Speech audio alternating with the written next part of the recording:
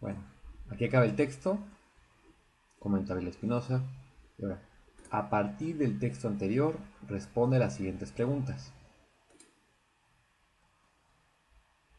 1.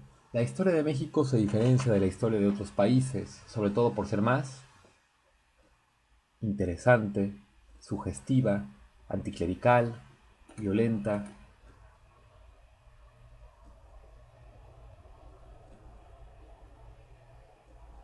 Opción D, violenta.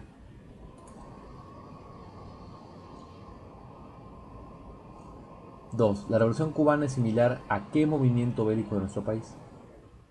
A. A las pugnas entre liberales y conservadores del siglo XIX. B. A la Revolución Mexicana de principios del siglo XX.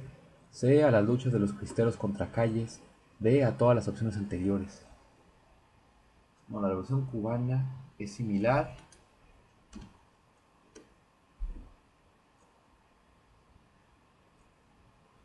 a esta, a la Revolución Mexicana de principios del siglo XX, que empezó precisamente en 1910 contra el régimen de Porfirio Díaz. Claro, pues la Revolución Cubana también es del siglo XX, es a mediados del siglo XX. Es más probable que se le parezca a la Revolución Mexicana que a otras pugnas mucho más antiguas. Por ejemplo, y a la lucha de los cristeros contra Calles, esto ya es muy específico. Esto es solamente una pequeña parte de la Revolución Mexicana, un aspecto. Y a todas las opciones anteriores, pues no, es ridículo. 3. ¿Cuándo se gestó el anticlericalismo que después se acentuará en la Revolución Mexicana? ¿Cuándo se gestó? Es importante ver, se gestó el anticlericalismo que después se acentuará en la Revolución Mexicana. No está diciendo cuándo se gestó el anticlericalismo. A. Cuando Porfirio Díaz rompe con la iglesia. ¿No? Y de hecho Porfirio Díaz nunca rompe propiamente con la iglesia. Trata de pactar con ella, a diferencia de los gobiernos liberales del siglo XIX, como Benito Juárez. B. Cuando comienza la Revolución Mexicana. Pues no, porque aquí está diciendo se acentuará en la Revolución Mexicana. Está hablando de anterior a la Revolución Mexicana. C. Cuando inicia la independencia en el siglo XIX. Esto es muy anterior. No podría ser. Realmente la independencia primero era contra los españoles. Sí había sectores anticlericales, pero todavía no propiamente. D. Cuando se proclaman las leyes de reforma a mediados del siglo XIX. Pues sí, las leyes de reforma, ellos la ley Lerdo, o las leyes de Juárez también son totalmente anticlericales. Opción D. 4. La aparición del Partido Católico Nacional responde a la libertad de cultos, al lapso de tranquilidad, no de tranquilidad en 1911, que es cuando aparece, a la libertad de cultos, pues esta podría ser. C. Por el recelo al anticlericalismo de los revolucionarios como Madero. Esto puede ser. A instancias del clericalismo Madero. ¿De Madero? No. Es por recelo. O sea, por desconfianza al ante o al anticlericalismo de los revolucionarios como Madero. O sea, la iglesia, sobre todo los sectores conservadores, deciden fundar el Partido Católico Nacional como respuesta al anticlericalismo. Madero entre ellos. 5. La iglesia decidió pactar con Huerta A para apoyar a Madero. Esto es paradójico. B. Para derrocar a Madero. Suena más. C. Para imponer la religión católica en todo el país.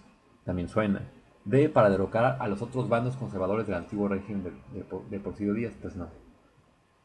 Esto suena. Los bandos conservadores en buena parte son católicos.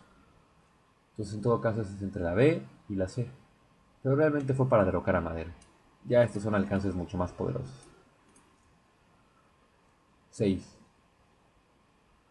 Los constitucionalistas estaban contra la iglesia porque los primeros apoyaban. ¿Quiénes son los primeros? Los constitucionalistas.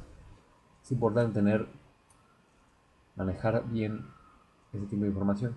Los primeros, los constitucionalistas. Hay concordancia, plural, tercera persona, el plural. Ok.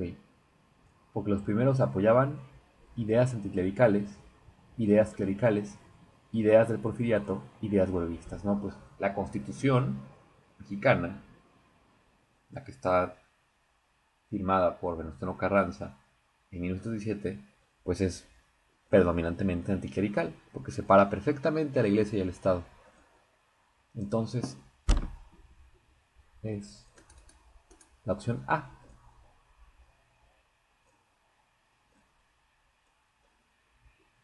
Huertistas pues estaban a favor de la Iglesia en buena parte. 7. ¿Por qué el anticlericalismo mexicano fue tan radical? A. Porque los mexicanos somos esencialmente anticlericales. B. Porque Madero promovió el anticlericalismo. Suena. C. Porque la cristiada lo impulsó. También suena. D. Porque la libertad de cultos y la intolerancia no existían tal y como hoy las conocemos. Esto suena aún más. Porque si bien la cristiada lo impulsó, o sea, el anticlericalismo existe en cierta medida también por lo radical de los cristeros, y Madero en cierta forma promovió la libertad de cultos, entiéndase, realmente no existía alguien que le pusiera una defensa, equilibrara, o sea, eran muy radicales, tanto los anticlericalistas como los cristeros o los clericalistas. Es la opción D.